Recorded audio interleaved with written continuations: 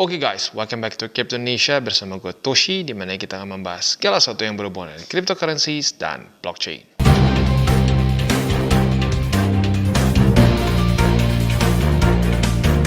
Oke, dan kita kembali lagi ke on-chain analysis. Pada hari ini mungkin update setelah kondisi Bitcoin dalam beberapa hari terakhir yang cenderung melemah, cenderung bearish. Apa yang terjadi secara on-chain-nya, ya. Nah, kalau secara TA-nya kita sudah pernah bahas di DCWT ya dalam beberapa hari ke belakang. Mungkin yang paling notable itu adalah dia ke-reject oleh MA50, karena setelah ke-reject oleh MA50, Bitcoin dengan jelas membuat momentum yang cenderung lebih bearish dan daily close di bawah dari beberapa support ya. Nah, kita akan coba lihat dari on-chain-nya seperti apa. Apakah para bandar mulai melakukan penjualan atau jangan-jangan yang bikin ulah adalah para trader futures ya. Tapi sebelum kita masuk, seperti biasa gue akan disclaimer dulu bahwa semua konten dari TCI bukan financial advice. Ini semua bentuknya adalah edukasi ya. Oke, sebelum kita mulai lagi, seperti biasa on-chain ini adalah suatu segmen yang tidak daily. Maka dari itu gue akan coba jelaskan apa itu on-chain. On-chain ini adalah analisa yang khas dan spesifik untuk dunia cryptocurrency, di mana dia menganalisa data dari blockchain ya. Kenapa ini menarik? Sebenarnya kalau kita ngomong blockchain itu adalah suatu ledger ya.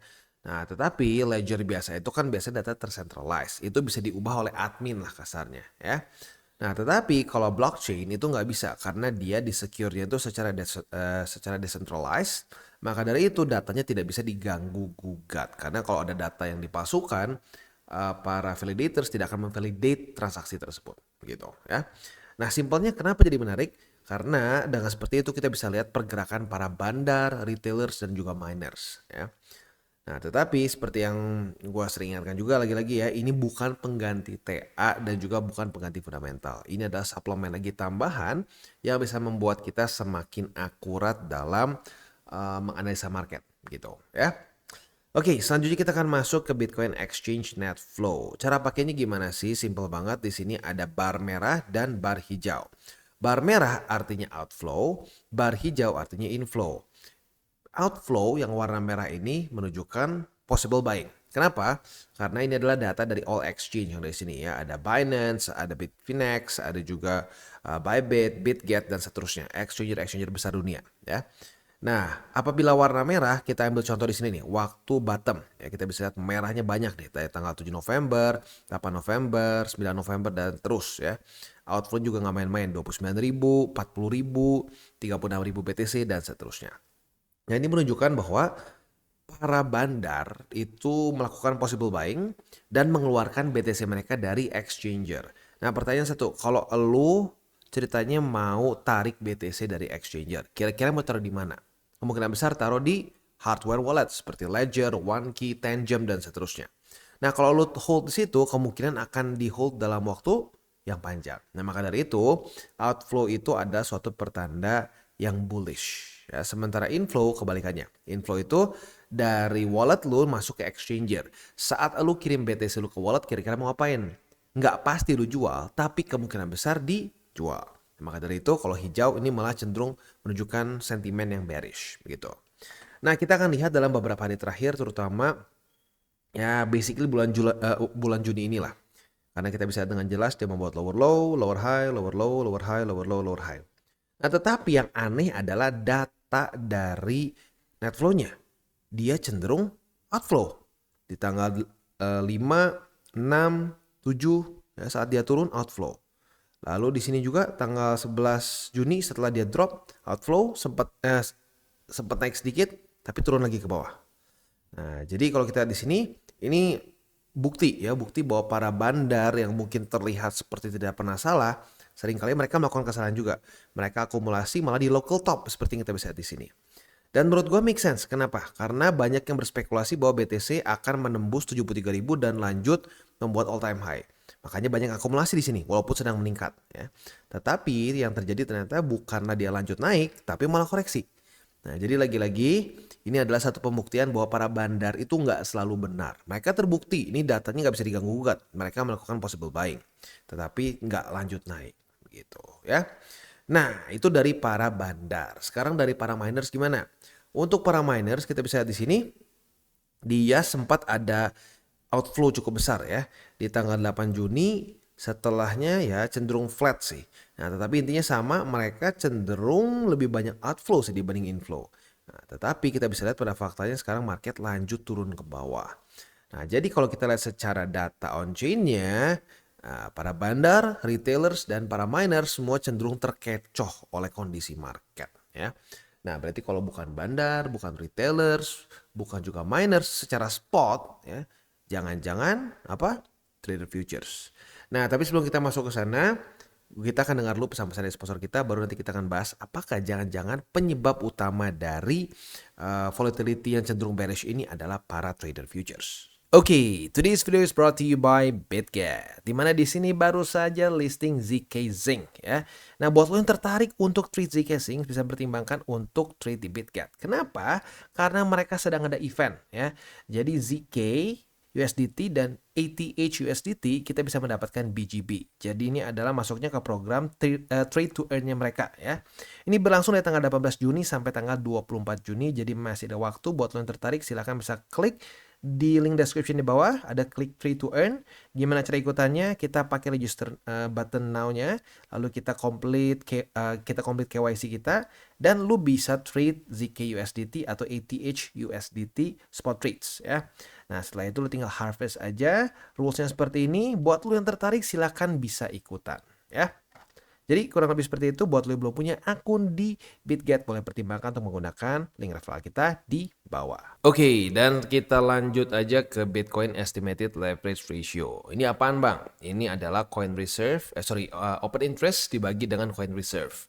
Bahasa simpelnya, ini garis ungu semakin tinggi, semakin besar leverage yang ada di market. Jadi kalau lu sekarang lagi buka posisi futures, kemungkinan besar lu adalah salah satu orang yang menambah ya data ini gitu. Intinya semakin banyak orang yang buka posisi futures, semakin tinggi garis ungu ini ya.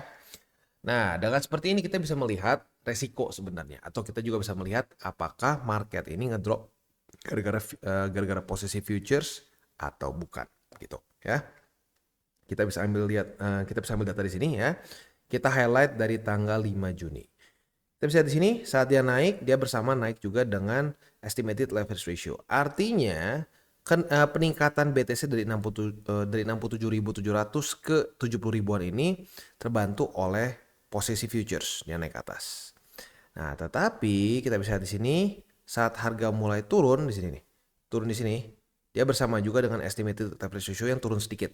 Artinya di sini drop dari 71.000 ke daerah 69.000 ini terjadi karena ada posisi futures yang, atau lebih tepatnya posisi long yang mulai terlikuidasi. Tapi nggak terlalu besar. Nah, udah gitu lanjut lagi nih, naik lagi ke atas. Nah, saat naik ke atas di sini menurut gua banyak yang nambah lagi posisi long. Karena kita bisa di sini harga cenderung flat tapi estimated leverage ratio udah mulai naik. Nah, ini korelasinya kita bisa lihat sangat jelas. Tanggal 10 Juni saat dia drop, harga juga drop bersamaan. Artinya posisi long yang terlalu overconfident di sini mulai kena long squeeze. Dan ini kejadian beberapa kali ya. Di sini juga kejadian yang sama. Dan juga ini yang paling gede mungkin dari harga 66.600 dia drop basically sampai ke angka 64 ribuan lah di sini ya. Nah, kita bisa lihat sini harga drop bersama dengan estimated leverage ratio. Artinya lagi-lagi di sini banyak posisi long yang overconfident yang berpikir market akan mantul di sini, ternyata malah ke bawah turun dan akhirnya terlikuidasi gitu ya. Nah, jadi ketemu nih siapa biang keroknya. Ternyata biang keroknya adalah para pemain futures.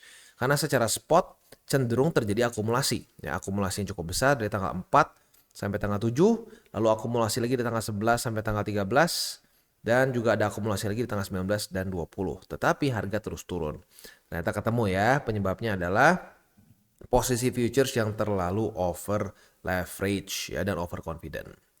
Nah, sekarang kita bisa di sini estimated leverage ratio mulai meningkat tetapi harga turun. Nah, kemungkinan ini disebabkan oleh posisi yang tadinya long terlalu banyak udah mulai ke wipe dan sekarang orang-orang malah mulai buka posisi short. Makanya kita bisa di sini dari tanggal 20 Juni dia korelasinya adalah harga turun tapi dia naik juga estimated leverage ratio-nya. Artinya orang buka posisi short ya, mulai lebih banyak yang buka posisi short sehingga harga cenderung terus turun gitu ya. Nah bang, kalau gini mungkin nggak bang bisa terjadi short squeeze? Bisa nggak? Bisa aja, bisa aja. Karena kalau kita di sini tadinya posisi long yang overconfident, kehajar terus market, posisi longnya banyak yang bangkrut, akhirnya stop buka posisi long. Nah sekarang mulai orang-orang yang buka posisi short, jangan-jangan mulai overconfident nih, karena kayaknya profit terus tiap kali nge-short. Apakah ini adalah pembalasan para traders yang para buyers lah lebih tepatnya para buyers? We'll see, we'll see. Tetapi resiko bisa terjadi short squeeze mulai terbentuk karena kita bisa di sini penurunan harga Bitcoin dari angka 64.800-an sampai ke harga sekarang ke ya 64, 63 something ya, itu karena leverage juga begitu ya. Nah, kalau secara TA-nya mungkin 64.000. Kalau 64.000 bisa terus dipertahankan oleh BTC, peluang untuk terjadi short squeeze makin besar. Tapi kalau jebol, kayaknya posisi short bisa menang dan lanjut lebih dalam lagi. Begitu ya. Oke, itu kurang lebih untuk estimated leverage ratio. Jadi sekali lagi ya, gue simpulkan.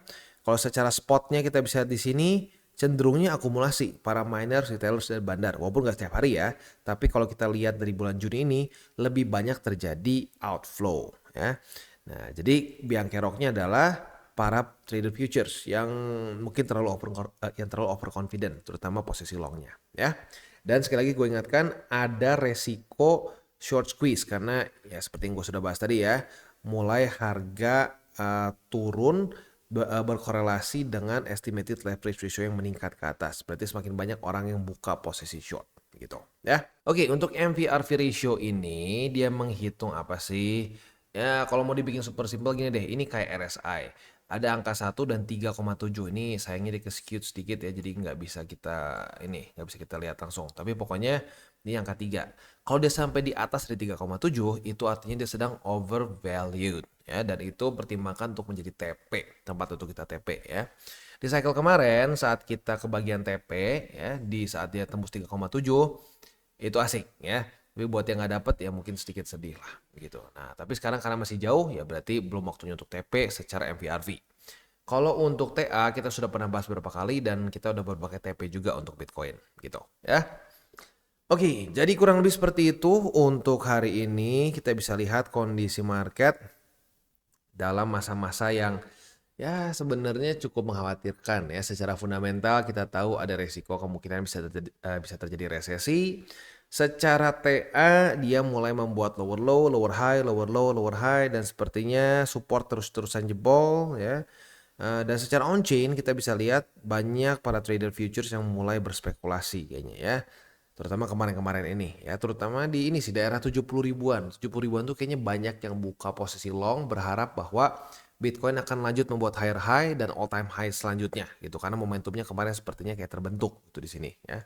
Kayak terbentuk momentum yang bisa naik ke atas. Tetapi ternyata malah terbentuk suatu higher low dan ya lu bisa lihat sendiri, higher low, lower high, lower low, lower high dan seterusnya begitu ya. Nah, sekali lagi gue ingatkan sebelum kita tutup untuk para newbies, gimana sih untuk bisa menjaga resiko? Yang paling simpel satu, jangan terlalu banyak pegang altcoins begitu. Gue pribadi udah bilang di awal dari bull market, gue selalu sarankan 70-30. 70% BTC, 30% alts begitu ya. Nah kebanyakan kebalik, malah lebih parah. Ada banyak itu 100% alts. Mending 100% alts tuh alts yang kayak market cap-nya besar seperti Solana, Cardano, BNB. Enggak, mereka banyaknya yang pegang market cap yang terlalu kecil. Yang masih baru berapa puluh juta, berapa ratus juta USD. Nah itu sangat berpotensi untuk extra volatile. Ya, jadi buat yang ngerasa, aduh bang, gue kok udah minus puluhan persen ya, udah ada yang 40-50%. Nah artinya lu terlalu berat di altcoins. Pertimbangkan untuk lebih banyak punya BTC. Begitu, karena kalau lu pegang BTC, jelek-jeleknya dari all time high ke sekarang baru berapa sih? Itu belum sampai 20, masih kayaknya belasan persen. Malah lebih dekat ke 10% menurut gue. Begitu, jadi ya itu salah satu yang harus kalian ingat ya. Altcoins kalau lagi ngepump mungkin asik-asik aja, tapi jangan lupa itu bisa goes both ways. Bukan cuma bisa naik tapi bisa turun dengan ekstrim juga. Karena itu adalah resiko dari market cap. Nah selain itu gue ingatkan lagi 3 golden rules. Jangan pegang uang panas, jangan over leverage, dan berpikirlah jangka panjang. Dan buat kalian yang belum nonton DCWT atau Daily Charting with Toshi, bisa klik di sini. di mana kita akan daily chart your favorite cryptocurrencies. Dan buat lo yang belum mengerti juga mungkin mengenai chart, candles, dan hal-hal lain, bisa juga klik di sini ada tutorials with Toshi. Dan buat lo yang pengen mendukung TCI, salah satunya bisa menggunakan link reflektor di bawah. Dan jangan lupa juga untuk join Telegram group, di mana kita bisa ngobrol-ngobrol santai mengenai dunia cryptocurrency secara dua arah. So jangan lupa untuk like, subscribe, click the bell icon, and see you on the next video.